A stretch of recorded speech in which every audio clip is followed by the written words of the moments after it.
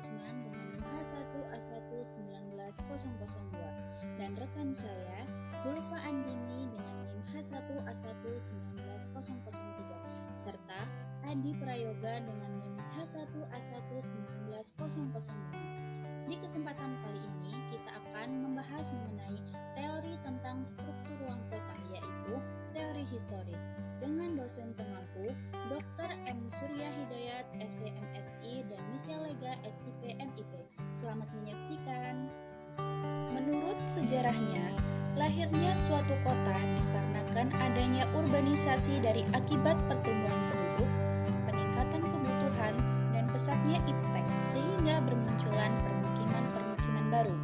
Kota dapat dikatakan sebagai suatu lokasi yang memiliki pemusatan penduduk yang cukup besar dengan corak kehidupan yang bersifat heterogen dan materialistis dibandingkan dengan daerah di belakangnya.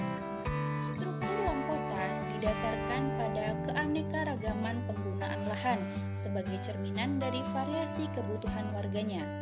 Hal ini dikarenakan industri yang menjadi tolak ukur dalam pembentukan struktur kota. Teori historis menurut Alonso didasarkan oleh kenyataan historis atau sejarah dari perubahan tempat tinggal penduduk di kota tersebut. Dari gambar teori historis tersebut, yang mana awalnya penduduk tinggal di dekat zona pusat kegiatan kota, dengan seiring turunnya kualitas lingkungan, membuat penduduk pindah ke zona pinggiran kota. Daerah pusat kegiatan kota memiliki daya tarik tersendiri dan memiliki aksesibilitas yang tinggi karena dekat dengan pusat fasilitas dan kegiatan kota. Baiklah, di sini saya akan sedikit kembali menjabarkan sedikit lebih rinci tentang teori historis yang dikemukakan oleh Alonso. Teori ini sendiri didasari atas nilai sejarah yang berkaitan dengan perubahan tempat tinggal penduduk di kota tersebut. Mungkin bisa kita lihat di gambar yang telah disediakan. Di sana ada beberapa zona, mulai dari zona 1 ataupun daerah pusat kegiatan atau DPK atau Central Business District ataupun CBD. Untuk zona 2 yakni daerah peralihan ataupun zona of transition, dan juga zona ketiga yakni daerah kelas rendah atau zona of low status. Zona keempat ada daerah kelas menengah ataupun zone of middle status. Zona kelima yakni daerah tinggi ataupun zone of high status. Daerah yang menjadi pusat kegiatan dalam kurun waktu yang lama akan mempengaruhi atau akan mengalami kerusakan lingkungan. Akibatnya sejumlah penduduk akan pindah ke daerah pinggiran yang masih asri dan juga alami. Mungkin bisa kita lihat garis yang menunjuk ke arah keluar.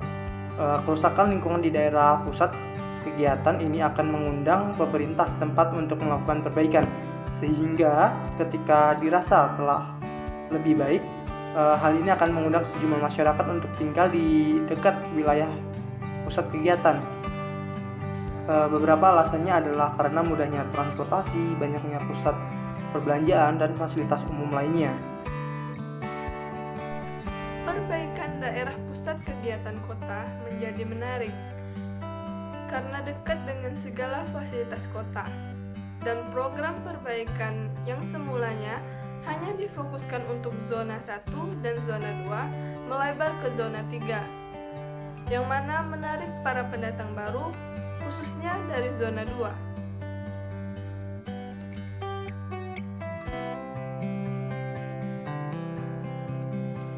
Sekian pembahasan dari kelompok 8 tentang teori historis. Semoga bermanfaat dan terima kasih telah menonton. Selalu pakai masker dan stay healthy. Assalamualaikum warahmatullahi wabarakatuh.